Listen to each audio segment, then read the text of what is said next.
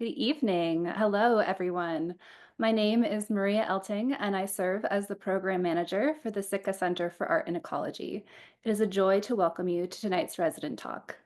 Sitka is located at Cascade Head on the north central Oregon coast and resides on the unceded traditional lands of the Indigenous people now represented by the Confederated Tribes of the Grand Ronde and the Confederated Tribes of Siletz Indians.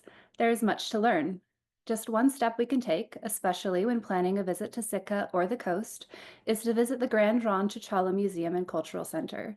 And now it is my pleasure to introduce the first of tonight's residents, Brandon Bush. Brandon Bush has performed on hundreds of recordings, including Grammy Award nominated and winning releases by John Mayer, Sugarland, Little Big Town, and Sean Mullins. As a former member of the rock band Train, Brandon toured the world, indulging in his lifelong fantasy of performing a keyboard solo on a smoke emitting Moog synthesizer. He has composed and music directed for theatrical productions of Approval Junkie, Shakespeare in Love, and the world premiere musicals Troubadour and Darlin' Corey at the Alliance Theater in Atlanta, Georgia.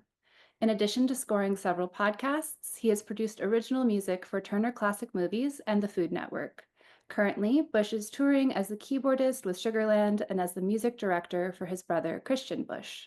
He manages the Atlanta-based music collective Songs of the Architect. Welcome back to Sitka, Brandon. Thank you, Maria, and thank you for. It's hard to sit through your own bio. It's really hard, but thank you so much.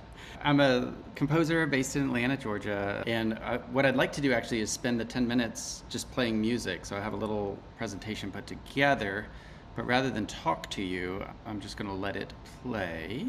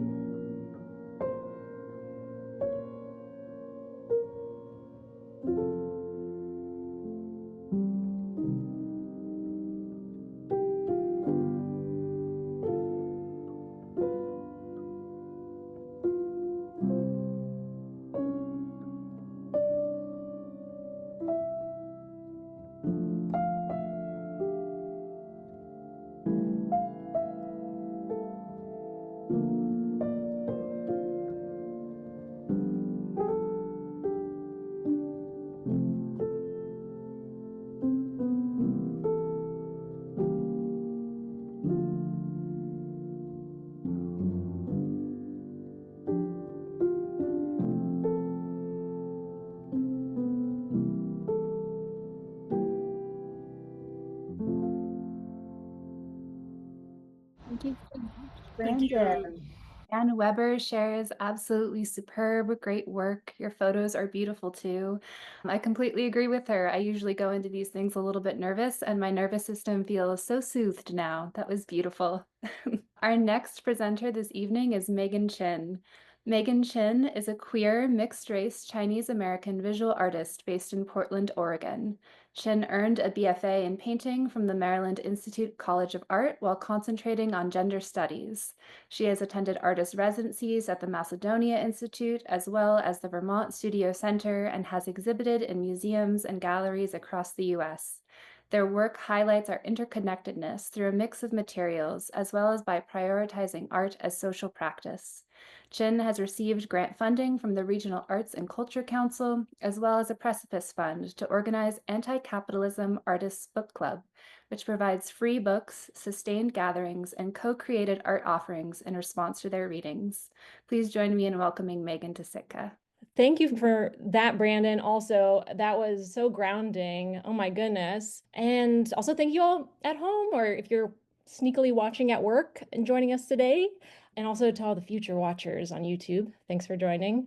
I actually was recently asked, really, I think, great question about why do I start off my bio, especially since you just read it, with the fact that I am a queer, she, they, mixed race Chinese American visual artist, as my work is centering nature. And I think it's a great question. Also was questioned when I was trying to figure out what am I going to talk about? And because there's so much I could talk about. So I thought that would be a great way to use up a couple minutes as I flip through my work, my past work, and then I'll talk about my incredible time at Sitka and then end with a little bit more about that book club Maria mentioned that I organize and share some book recommendations throughout. Why do I lead with my identity in my artist bio as my work seems to celebrate a reverence for nature? And there's just so many things that come to mind, but I've narrowed it down for time. Don't worry. I do think about the countless named and unnamed community members and elders that came before me that have worked towards progress that we have collectively now to this day that allows me to even claim who I am. I haven't always been brave enough to do that. And by honoring my identities, I am also in part honoring those long lineages, I believe, of liberatory labor and hopefully encouraging others to do the same. I think also relevant is the fact that like intersectionality is important to my work because my identity is a meeting of a lot of intersections. You'll see that as a theme in my work. And I also just want to shout out to Angela Davis as a great reference point if you're interested in learning more about intersectionality. Embodying these intersections, I have inherited traditions of activism, solidarity, and am motivated to prioritize collective care. And one of the most pressing issues of our times, I think I'm in the right Zoom call to say this, that climate change is a huge, huge issue, and it disproportionately affects marginalized populations. So, we know the how, the who that are responsible, and we even know many ways of preventing it from getting worse. If you haven't noticed, facts are being ignored left and right. And frankly, facts alone aren't enough to motivate the masses. So, building solidarity is something that we have to focus on in order to make meaningful change for the future. There's so many ways of going about that, so many different strategies. I think personally, I very much believe in the necessity of shifting values. And my art focuses on nature, not just because of a very deep love of nature and the natural world. If that's not evident, I do really love the outdoors, but also because nature is just ripe with like so many values that I admire. Celebrating diversity, like collective care, mutual aid, symbiotic relationships, resilience, collaboration, reciprocity, all values I hope to highlight in order to build reverence for the more than human world, and thus a more expansive reverence for all of our interconnectedness. So that's my soapbox. I'll transition now over to my time at Sitka because I definitely want to talk about that. I'm including a few, hopefully they work, digital collages that I enjoyed creating while I was there. And I view them as like extensions of my art practice. One thing that I love about living in the Pacific Northwest, and it is especially evident while on the coast, is how vibrant like the colors are. I mean, just like look at all these greens. They're incredible, but you wouldn't have them if you didn't have the grays, if you didn't have the fog, if you didn't have the rains. I think, Brandon, your song, If It Wasn't for the Fog, connected with me a lot in that way, because that's also reflected in my art as I oscillate between working with bright colors and then working in grayscale. This was actually my first piece that I started my first week that I've titled An Offering. I still haven't finished it, but here's a little bit more progress. You can already see, and there's going to be more, I promise, fractals, which is a theme in my work for sure. And it is a theme that's stemming from and inspired by Adrienne Marie Brown's book, Emergent Strategies, which she writes that small is good, small is all, and that the large is a reflection of the small.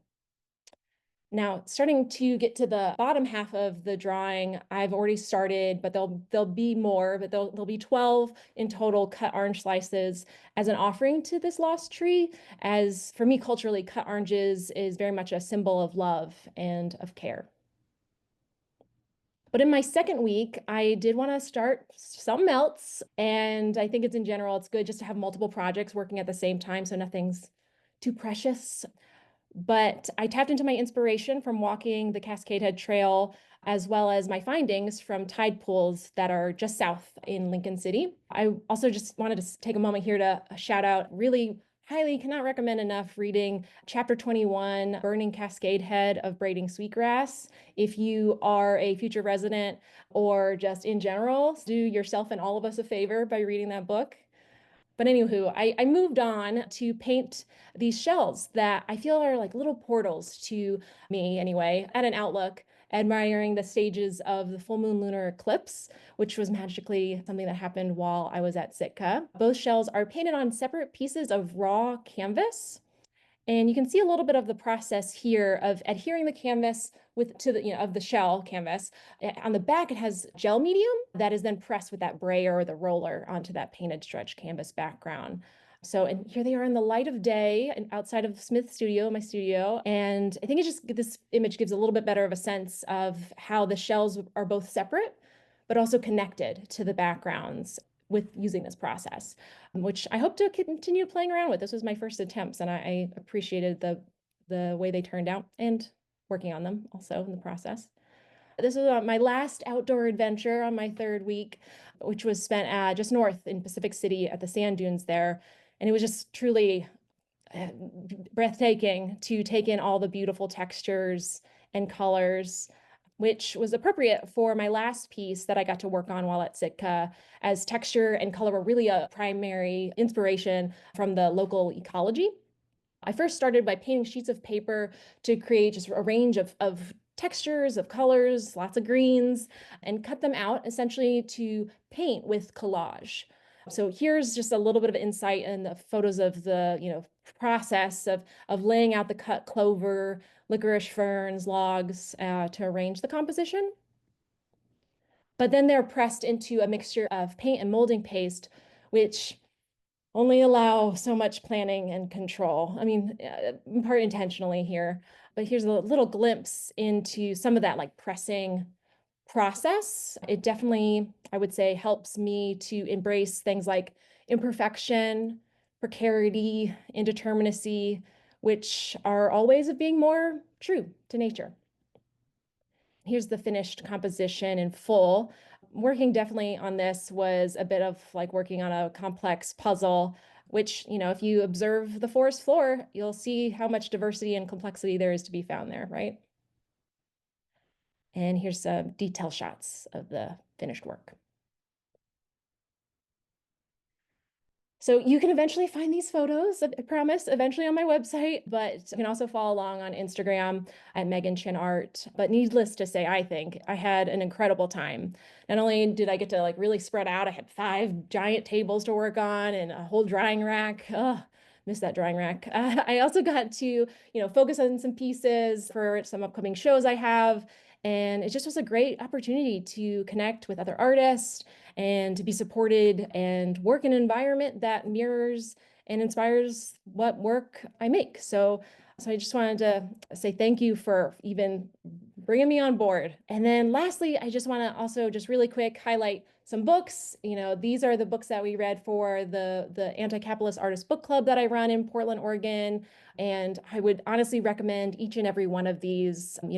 We get to also then metabolize the readings with creating events that we have grants for, like these Skillshare examples right here on the left, where we got to have free public Skillshares that were led by members and facilitated by our book clubbers in like hand sewing and linoleum cut prints on fabric and mending and also clay marbling. It was a lot of fun, but it was also a great way to, put what we've learned into practical use and give back to the community. So it's really wonderful. And if you're in Portland, come find us. That's all. I highly recommend touching some moss. And thanks. Thanks for your time. Thank you so much, Megan. Allison shares, thank you for sharing an offering. It's such a strong piece in progress. Anne shares brilliant discussion. Loved how you connected the qualities of nature with your own values. Thank you again for presenting and for adding to my own very long reading list. Always nice to have a new addition there. Next up is Lauren Ohlgren. Lauren Ohlgren is a multidisciplinary artist from Corvallis, Oregon. She teaches art classes and workshops with an emphasis on the creative process through Len Benton Community College, the Sitka Center for Art and Ecology, and Creative Arts Community at Minooka. Her artwork, From Ashes Water, won an Art About Agriculture Purchase Award and is in the permanent collection at Oregon State University. Her coffee table book, The She Project, How She Inspired a Community, based on an annual women's community project she developed and curated for 9 years, earned awards from both the Independent Publisher Book Award and Natalist Book Award. Lauren has a degree in American Sign Language and worked as an interpreter before pursuing a full-time art career. Sitka community, please join me in giving Lauren a warm welcome. Thank you very much. I want to start with the thing that surprised me the most from my time here at Sitka. And the thing that I did not expect was being a part of this cohort would have such a positive impact on my creative momentum. It was something really subtle, imperceptible, but quietly weaving into my subconscious. So I sort of imagine, right, this group of creatives, and we're all totally different disciplines, and we're all working individually, but we're sort of encased by a collective sphere of support, you might say.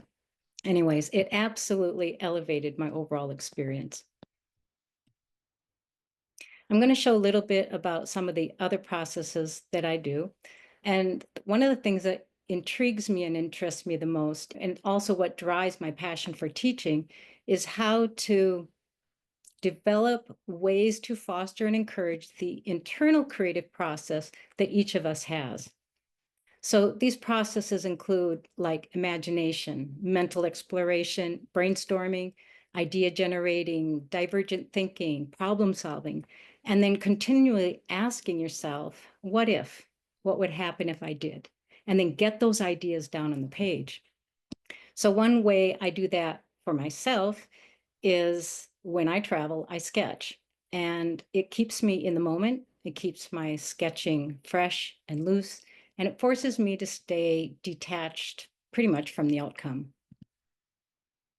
And I do love to draw. I continually play with a wide variety of styles and methods and materials so that I become comfortable with that connection between the internal creative process, right? My imagination and all the brainstorming that's going on, and exploring those ideas on the page. And I really want students to be able to self-direct and assess their own creativity, that playfulness at will, because it's something they get to use throughout their whole lifetime, long after they leave the classroom. And I have to say, it's fun to be a part of this fearless community of creatives, encouraging authentic and personal art in actually all disciplines. So here at Sitka, I wanted to take advantage of having so much space to breathe, both literally and figuratively, and just respond to the surroundings. In a sense, I was answering my own what if, what would happen if I did. So I allowed my mind to wander and imagine, translated it into just openness and freedom to create. Because most of my practice is location specific, the Sitka land, the Siuslaw National Forest, the estuary, all provided more than enough muse to set my creative curiosity on fire. I was here for 4 weeks, and I think it took me 2.5 weeks to come off that high. So one of the projects that I did came to me while hiking Cascade Head. And I've got really intrigued with the overall ecosystem of the Salmon River estuary beyond what just meets the eye. So just to make sure we know what we're looking at, we're at the top of Cascade Head.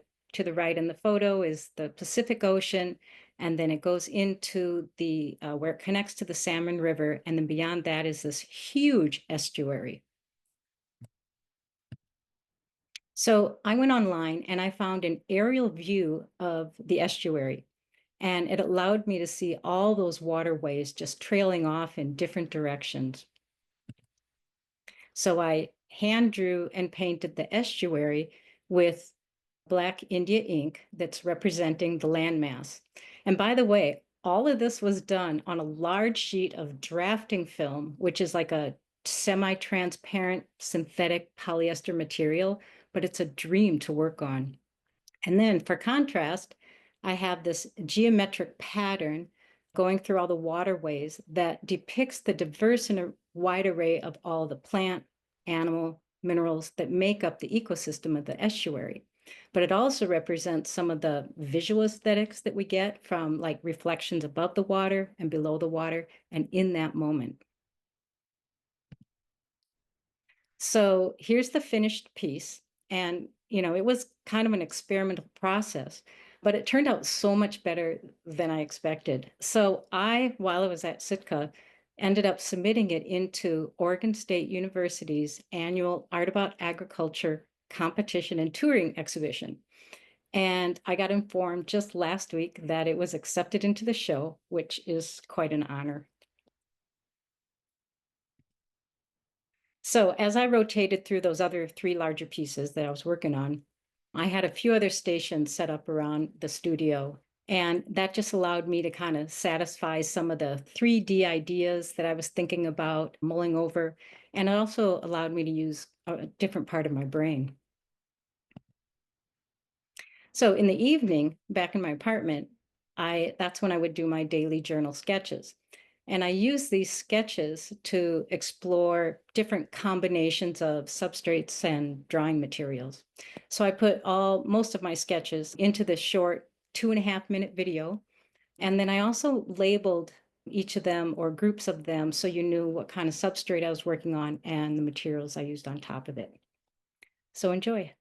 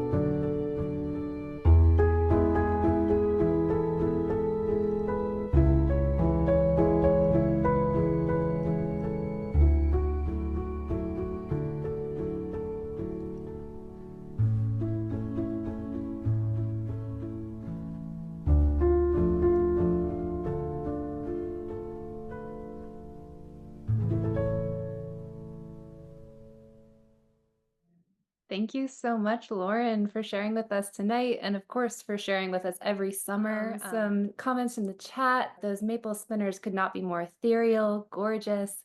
Thank you for your grace and beauty, exquisite drawings. Lauren, your styles are always changing. Amazing. Thank you so much. Next, we have Tsering Lama. Tsering Lama's debut novel, We Measure the Earth with Our Bodies, won the GLCA New Writers Award as well as the Banff Mountain Book Award for Fiction and Poetry. Her novel was also nominated for several other major literary prizes, including the Giller Prize.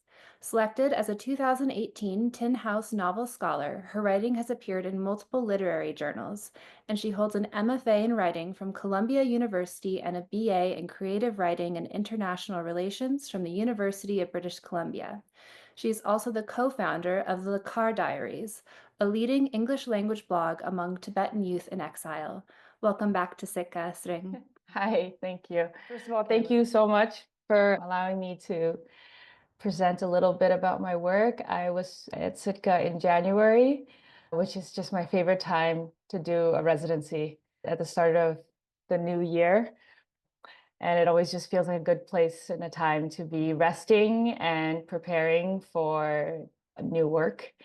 And I really had just a very transformative time at Sitka. I was there for 4 weeks, and this is what I was working on. So I'm a writer.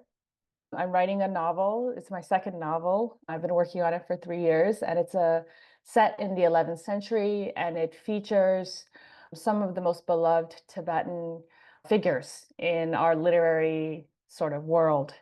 And these are real figures and also mythic figures. So this one person is a saint named Milarepa.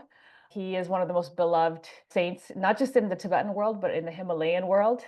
And he came from a very ordinary background in the south of Tibet, near the border of Nepal. And he was a hermit poet, and he wrote thousands of lines of poetry, spontaneous songs of realization, of mourning. And most of his poetry was about nature and about the desolation and the romanticism of the life of a hermit. So he's living alone in mountain cave retreats, and he's meditating on the nature of life and the mind and so forth. But he's also missing his mother and missing his sister and thinking of his dead father. And so he's very torn between the sacred and the profane, and between the desire for a higher life, but also the attachments that are very human. So he's a very beautiful figure to me. And in my novel, I'm sort of re-entering this mythic and important person's story and trying to reimagine it, but also from a more prismatic sort of approach of like thinking about all of these people around him in his story, in particular, the women of his life who have not been animated yet. And this was not really a conscious or a self-conscious decision to go in this direction. It's just what happened once I got to Sitka. So for the last 3 years, I've been researching primarily because this is, it's sort of my process is to be research driven, and I like to read and then I like to write into whatever I'm studying and take a lot of creative license. So I was reading a lot and doing a lot of study of Tibetan art. I'm usually a visually driven writer. So even my first novel was driven a lot by art, especially in terms of like figurines. So this time I was looking a lot at paintings, and sparrows in particular became very interested. So a sparrow is one of the characters in my novel. Non-human beings are really essential in Tibetan literature and storytelling. So I want to play with that. And this is another image of Milarepa, the saint I mentioned, so he's quite emaciated. He doesn't eat. It's said that he had almost like a green cast to his skin because all he survived on was nettle broth, nettle growing wild in the Himalayas. So he's that kind of romantic figure. This is said to be one of his caves. So you can kind of see it's this very difficult living. This is not easy, so that's part of why he is so respected.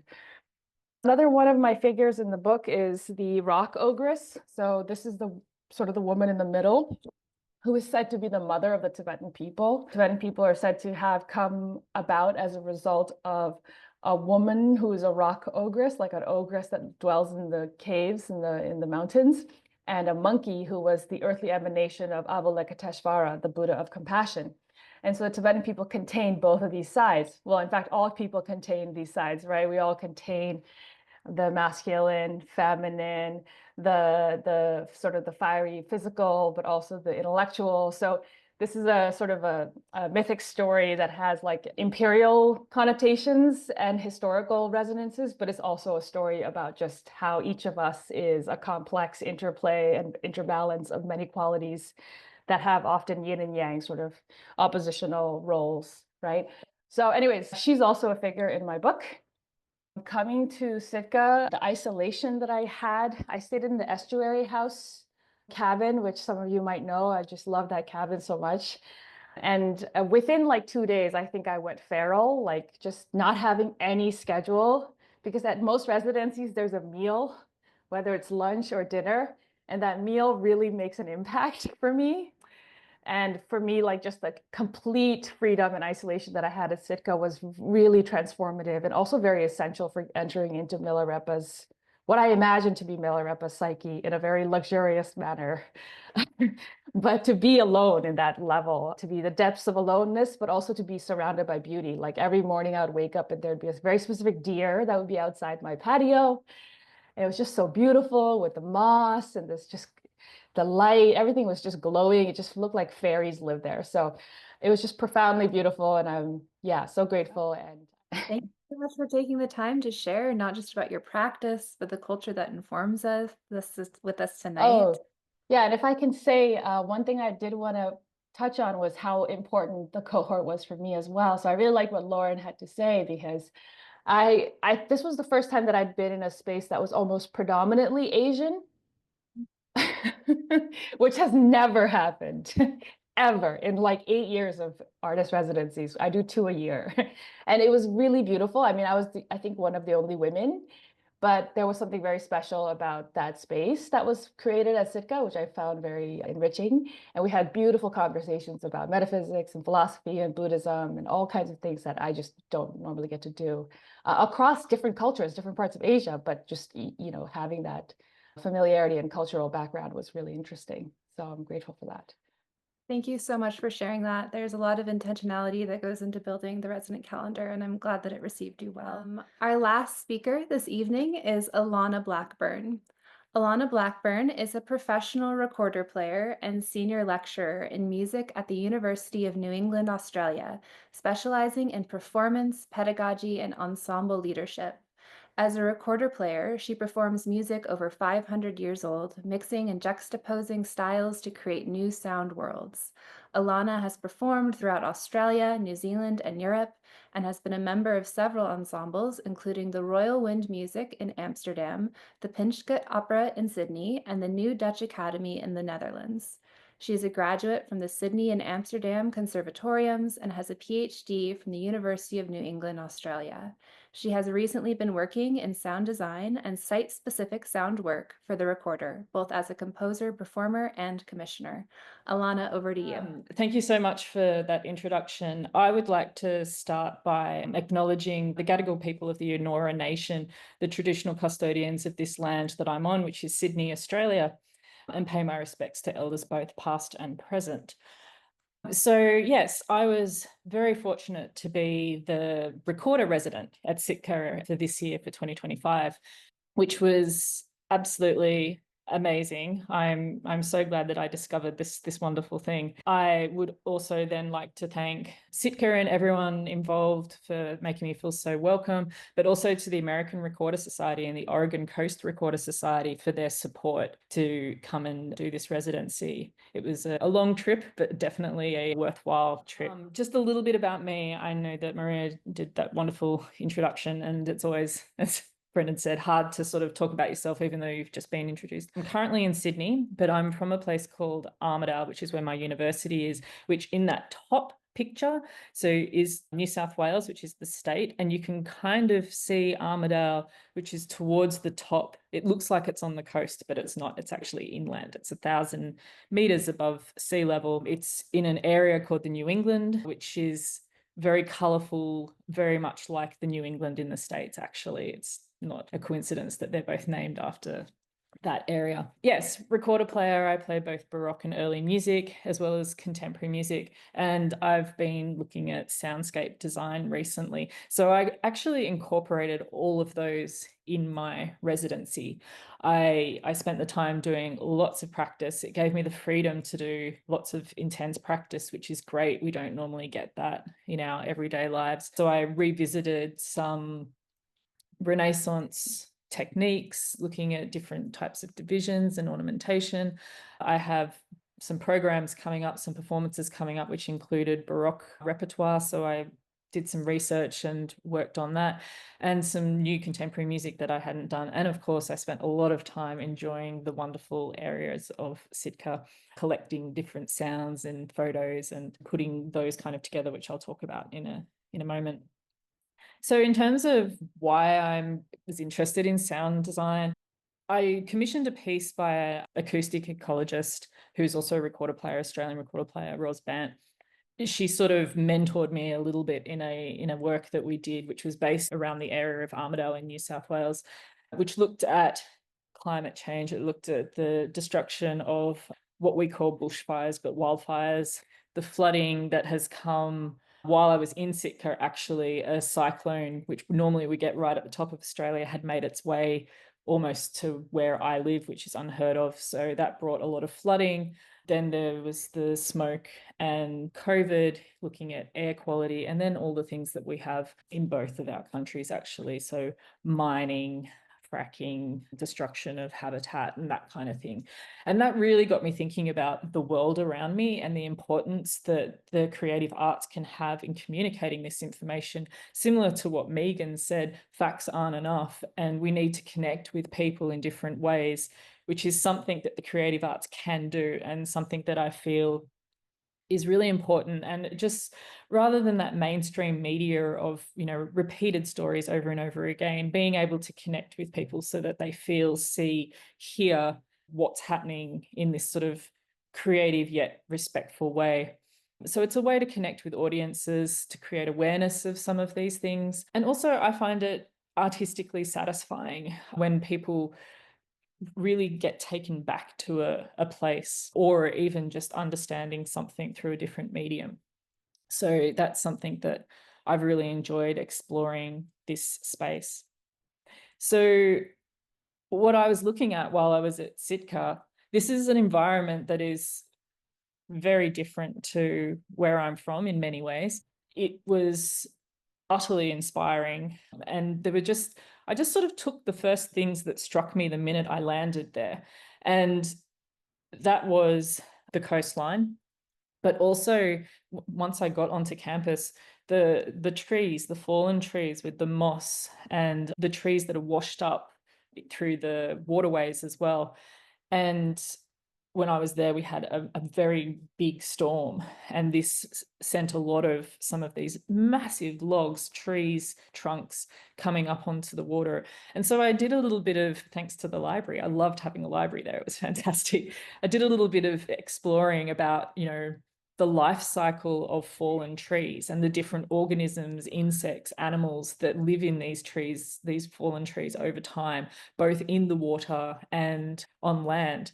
And I found it really fascinating. There was a study that I found on the internet about trees that had fallen over waterways and how much that impacts terrestrial animals in terms of using it as bridges, or cracking open food, or pruning themselves and things like that. And I thought this was all very fascinating. Certainly going to make me look at my rainforests and things near me in a very different way. As there seems to be this common theme, because of course Sitka is such a special place, the different colors of moss, the different types of moss, as Megan said, touching moss, feeling moss, but all these different shades of green. I don't think I've ever seen so many. And then exploring the estuary, not just walking around it, but also Lauren and I went on it and explored it on the water with the seals, and also looking at the different sort of shades of water as we go upstream and out to the ocean. And the wonderful wildlife as well, which, I mean, squirrels were even a highlight for me. I know that they're not so much for people in the States, but I loved the little squirrel that I kept seeing, as well as the elk and deer. And the other thing was that I was between two cohorts. So some people left just as I arrived, and then just as I was leaving, some people joined us. And for a moment there were only two of us, Lauren and I, on campus.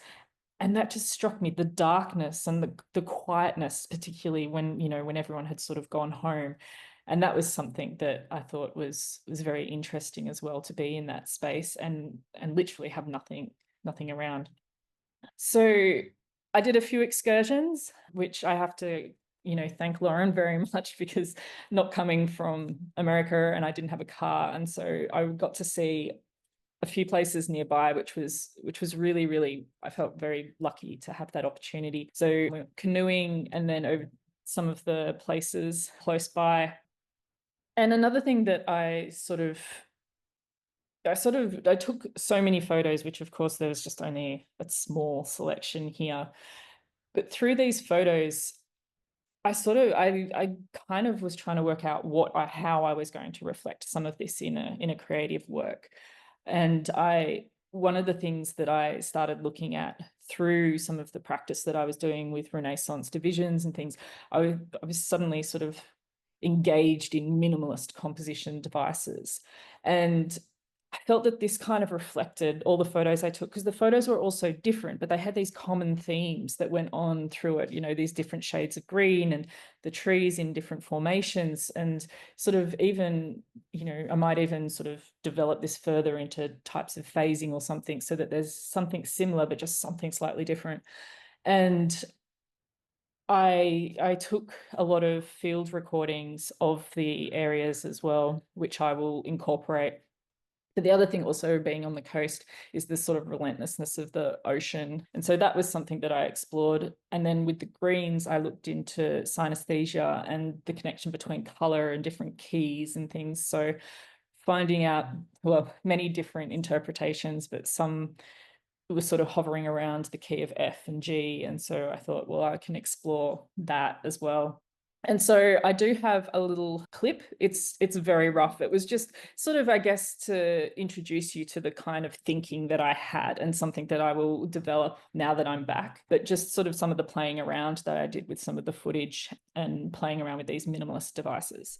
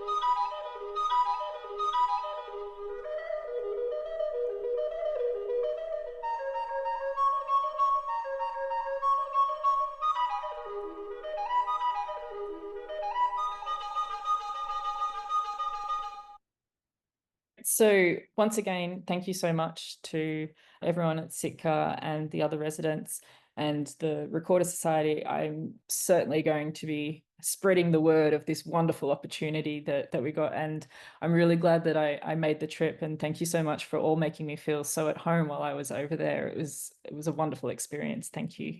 Thank you, Alana. I am so glad that you found us through our very niche recorder residency. The chat shares so beautiful, made my heart race, sublime. Thank you. Your music makes me think of our spring rain on the coast. People express surprise that that is a recorder, but it's true. Thank you again, Alana. Thank you, Brandon. Thank you, Megan, Lauren, and Tsering for sharing about your practices with us tonight. Thank you also to the Sitka community for joining us, and have a great evening.